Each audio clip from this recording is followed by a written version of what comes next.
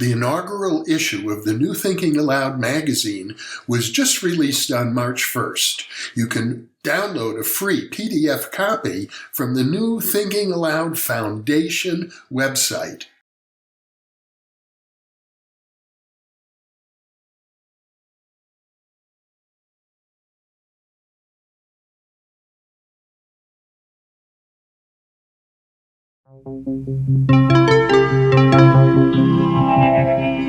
Thinking Aloud. Conversations on the leading edge of knowledge and discovery with psychologist Jeffrey Mishlove.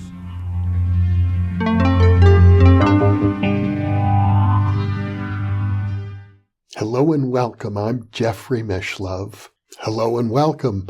I'm also Jeffrey Mishlove. We're the same person, really, but somehow, to be honest, I find it more effective communicating in a monologue fashion if I have myself as an extra helper. In a couple of days, this Sunday, April 2nd, 2023, I'll be conducting a live stream event, and we announce it as Ask Your Toughest Questions. So today what I thought I would do is share with you what are some of the toughest questions that I ask myself. It's really very relevant because I'm in the middle of asking myself a really tough question. Is my old friend Ted Owens trying to communicate to me from the afterlife? That's the question I'm still trying to resolve. And for those of you who follow these InPresence monologues, you'll know that two of them previously, one's last December 28 is when I first announced it. Now today is March 27. So we're 89 days out of an experiment that I announced on December 28 would last for 90 days. It's nearly complete. And I'm still scratching my head trying to figure out, is this real or is this a fantasy? Now, let me be very clear. If you watch that video issued on December 28th, what you would have heard is that the test was set up to measure temperature in Ukraine for 90 days, starting on the 28th of December, and that we should have statistically significant warmer weather during the last 90-day period. And what I said is if that doesn't happen, we can look back and you can say, Jeffrey, you were deluded. This was all a fantasy. It didn't happen. Now, I have yet to analyze the weather data. I don't know for sure, but I suspect that while it was indeed warmer in Ukraine over the last 90 days than, for example, as compared to the average temperatures in that country over the previous 5 years for this 90-day period, basically January, February, March.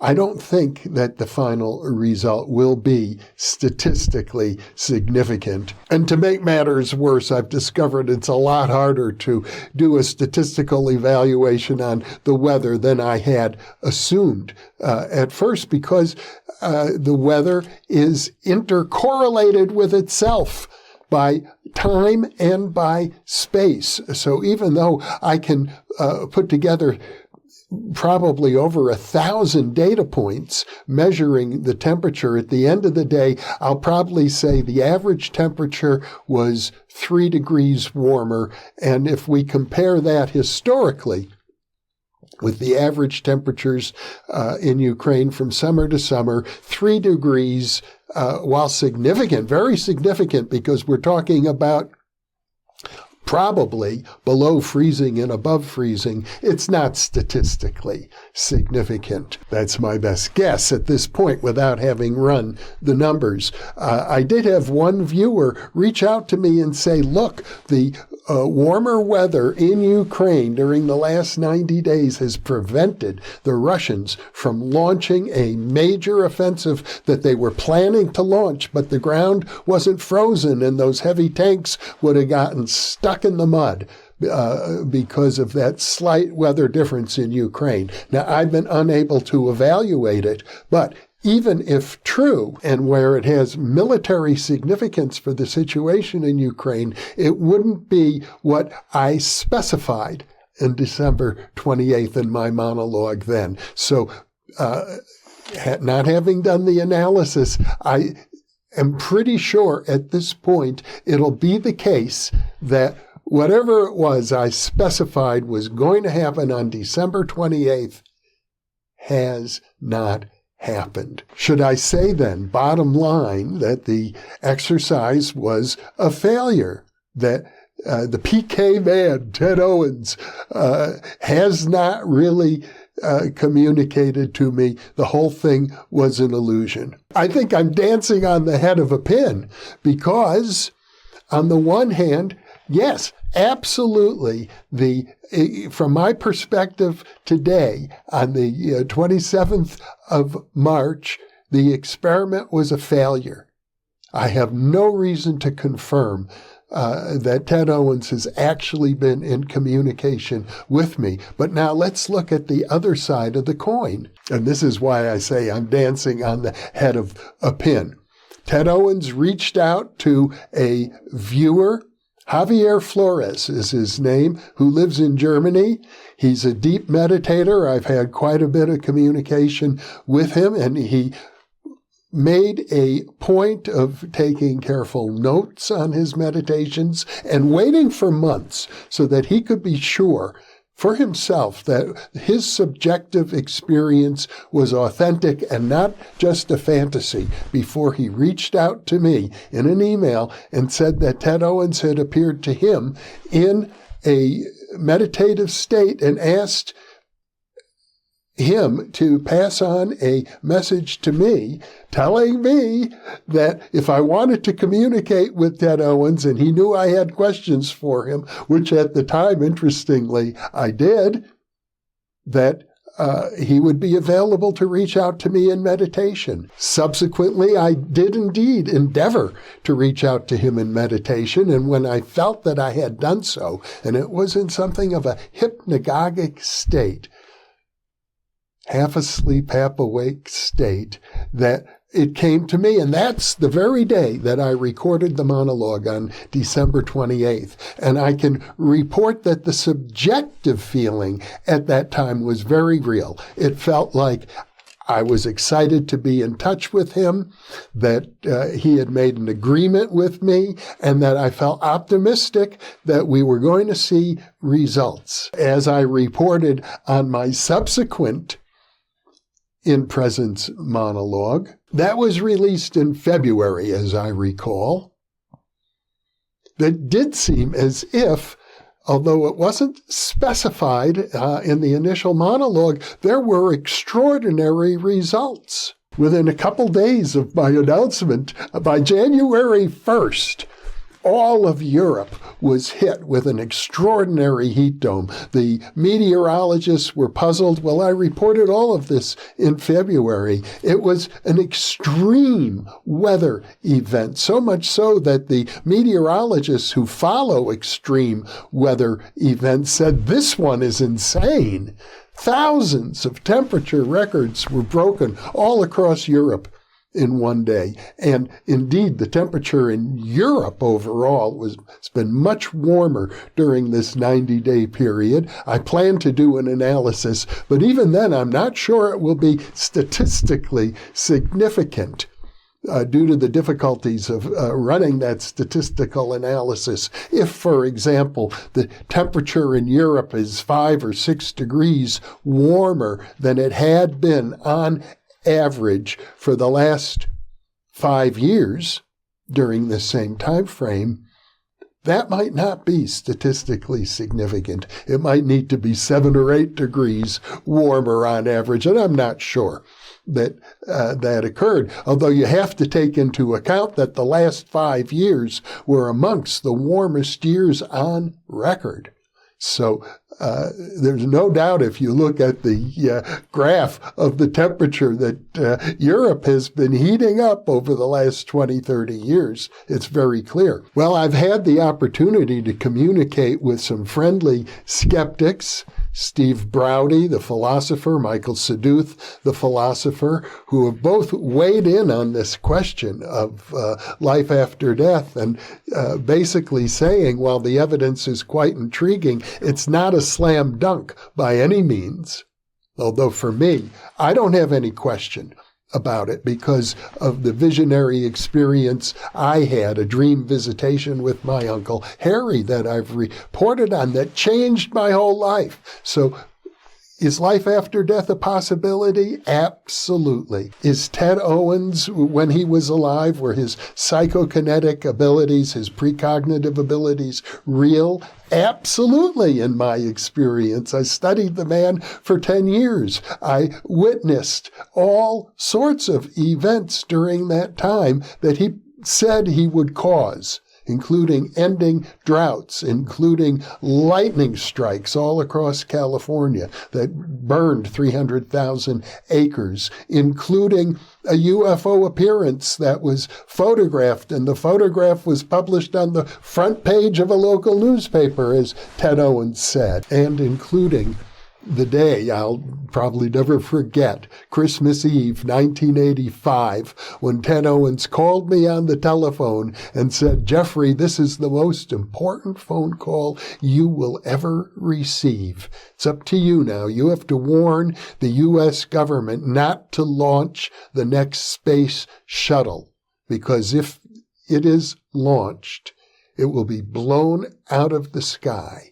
And of course, a month later, the Challenger did indeed explode. So I have grounds for accepting the reality of afterlife communication and the reality of Ted Owens. I, for example, did consult a psychic, a good friend, Miranda Alcott, who's been interviewed on this program many times. She's an animal communicator, and she reached out and we had a conversation with Ted Owens, mediated by Miranda. You could say it was sort of telepathic, that he was speaking and she was reporting to me what he was saying. And I can tell you this, no factual information came across during the reading that would change my mind about the lack of evidence for the authenticity of all of this. However, at the emotional level, it did feel real. There was a sense of excitement. There was Ted Owens' characteristic sense of humor that was coming through. And later on, when I communicated with Miranda about it, she said that it felt very real to her. But the story goes even deeper, and I'm going to relate to you the what I guess I regard as the deepest part of the story, which is when Miranda first communicated to me that she does do work with the deceased, and I asked her to help me out because I think a friend is knocking on my door, a deceased friend. That was the phrase I used, knocking on my door. And so Miranda did agree to do this reading for me. But that night, as I was sleeping, I was awakened in the middle of the night by a loud knocking on my door. Woke me up. I thought for sure somebody is physically knocking on my door, but then I listened, and I realized nobody was there. The knocking I heard was in my dream. So I went back to sleep, and I had another dream, a whole series of vivid dreams after I went back to sleep. And the upshot of it is I actually acted. I did something. I took ownership of those dreams. And without going into the details of why I did what I did, I ordered a Daruma doll. I'm going to show a picture of this Daruma doll. It's an example of a Japanese, you could call it a folk practice, where you paint, when you set a goal, you paint in one of the eyes of the Daruma, and you wait until the goal is actualized before you paint in the other eye. And so I did that with the idea that the actualization of the Daruma vision would be to set up an experiment, to create a really hardcore experiment testing whether the deceased Ted Owens could perform psychokinetic actions of the kind he did when he was alive from the afterlife. And that would be like producing lightning, ending droughts, creating warm weather in winter, cold weather in summer. He used to even do things like stop the lava flow from volcanoes. There were earthquakes, power blackouts, etc., volcanic activity in his demonstration. So I was hoping to actually create that. So there sits my Daruma doll with one eye painted in, and I'm not quite clear what is the goal anymore. The goal is to figure out whether Ted Owens is really there. Is he really trying to communicate with me? The fact that we didn't achieve what I thought was promised, warmer weather in Ukraine, supposedly. As I say, I haven't run the analysis, but I'm pretty sure. But we did achieve these remarkable experiences in the heat wave that hit all of Europe and had a big impact on the war, as I've documented in my February monologue. That's not so atypical of the way Ted Owens used to operate. So at least the possibility that this is still real exists. And all I can do is be patient and wait and see if something more concrete emerges. Until now, it hasn't. And so the lesson in all of this is living with ambiguity, realizing that it's probably a situation at the moment that I would have to describe as neither here nor there. It might not be a total fantasy, but I don't have enough evidence to suggest that it's real. It might not be real. It might be a total fantasy, but there's enough of side effects and clues and reasons for me to keep pursuing the question. Though fortunately for me, there's no urgency about it. I can be patient. Let me leave you with this. What are the situations in your life in which you are compelled to tolerate ambiguity as much as you would like a definitive answer? And how do you deal with ambiguity in your life? Are you comfortable with it, or does ambiguity make you very uncomfortable? I learned when I was an undergraduate in college that the most creative people, according to the studies of Frank X. Barron, are people who are able to tolerate ambiguity. So let me leave you with that thought. Are you able to tolerate ambiguity? Could you do more for yourself in that direction? Or perhaps do you feel the need for less ambiguity in your life? I'll leave you with that thought, and thank you for being with us. Indeed, thank you for being with us.